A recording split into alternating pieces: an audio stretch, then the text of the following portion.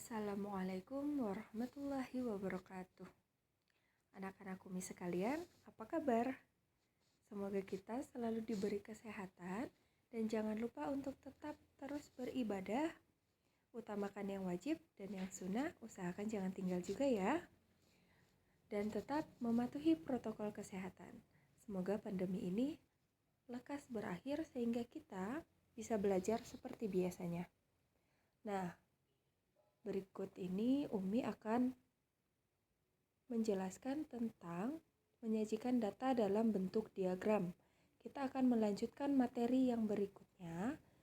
Kalau sebelumnya kita menyajikan data dalam bentuk tabel, sekarang kita akan menyajikan data dalam bentuk diagram.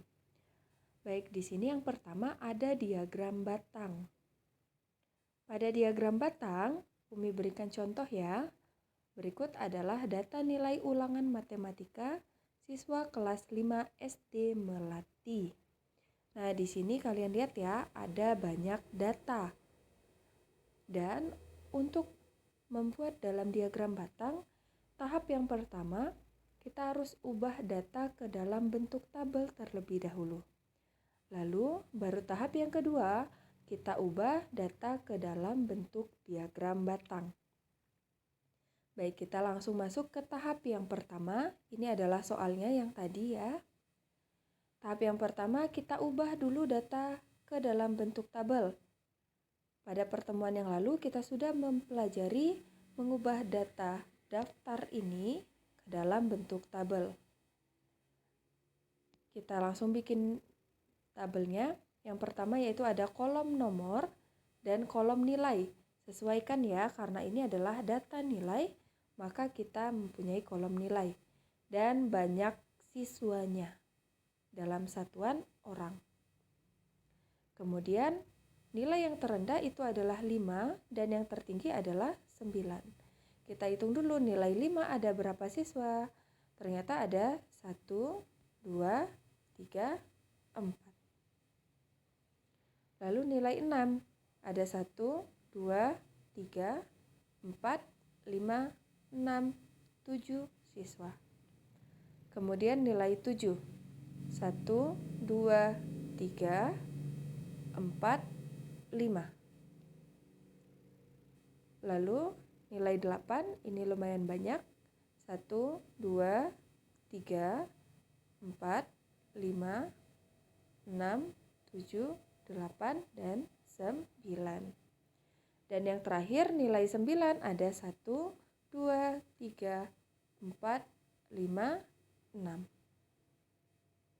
Nah, dari sini kalian tidak apa-apa tidak menuliskan jumlahnya di bagian bawah. Karena data ini nanti akan kita masuk ke tahap yang kedua. Tahap yang kedua yaitu mengubah data ke dalam bentuk diagram batang. Setelah tabel, dari tabel inilah akan kita ubah ke dalam diagram batang. Nah, di sini sudah ada diagram batang yang telah jadi. Tapi bagaimana caranya? Yang pertama, nilai kalian pindahkan ke baris yang bagian bawah.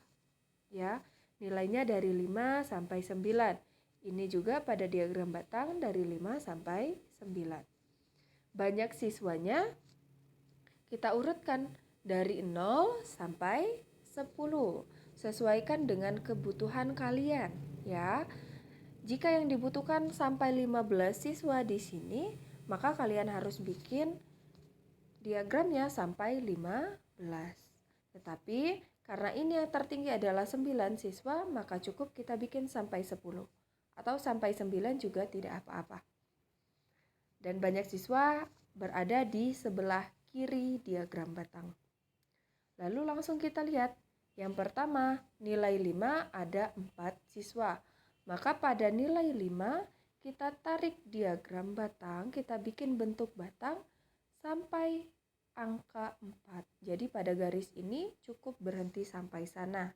Ya, ini artinya nilai 5 dimiliki oleh 4 siswa sesuai dengan tabel. Kemudian nilai 6 ada berapa siswa? 7. Dari nilai 6 kita bikin batang sampai angka ke 7. Berikutnya nilai 7 ada 5 siswa ya. Nilai 8 ada 9 siswa. Ini kalian tarik sampai ke atas sampai menyentuh angka 9 di kirinya. Lalu dan terakhir nilai 9 ada 6 siswa sesuai dengan tabel. Nah, apakah kalian paham sampai di sini? Jika belum paham, tetap selalu Umi ingatkan untuk diulang kembali video pembelajarannya. Kita akan lanjut ke materi yang berikutnya. Yang kedua yaitu diagram garis. Pada diagram garis sebenarnya sama saja seperti diagram batang, hanya bentuknya saja yang berbeda. Nah, berikut Umi berikan contoh. Ini adalah data besar uang jajan Hanif yang ditabung selama seminggu. Jadi di sini di tabelnya ada hari Senin sampai Minggu, dan besar uangnya. Tetapi karena ini sudah dalam bentuk tabel, kita langsung ke ubah menjadi diagram garis. Oke, kita lanjut ya. Nah, kita langsung ubah ke diagram garis. Kalian lihat di sini. Nah, kalian perhatikan ya, kenapa ini dari 0, 500, 1000 dan seterusnya tidak seperti yang tadi? Karena ini besar uangnya rupiah dan ini merupakan kelipatan 500. Jadi, supaya diagramnya tidak terlalu tinggi, maka kita bikin dalam kelipatan 500.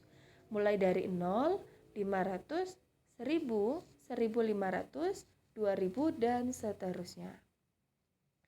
Jadi, pada diagram kalian harus menyesuaikan ya. Jangan sampai nanti kalian bikin kelipatan 1. Kalau kelipatan 1, nanti diagramnya bakalan terlalu tinggi. Baik, kita lanjut ya. Caranya sama seperti tadi. Hari Senin ada berapa banyak? Ada 3.000 rupiah. Maka hari Senin kita titikkan di sini. Ya, titikkan dari Senin ke 3.000.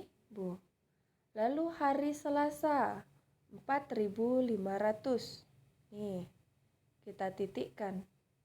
Kemudian hari Rabu yaitu 2.500. Hari Kamis sebanyak 3.000 rupiah. Hari Jumat yaitu 3.500 sesuai ya dengan tabel. Hari Sabtu 4.500 ini. Dan yang terakhir hari Minggu 4.000 rupiah. Nah, dari sini untuk menggambar garisnya itu kalian dari kiri ke kanan. Biarkan saja dia naik turun ya. Dari kiri dari hari Senin ke Selasa, ke Rabu, Kamis, Jumat, Sabtu, dan terakhir Minggu.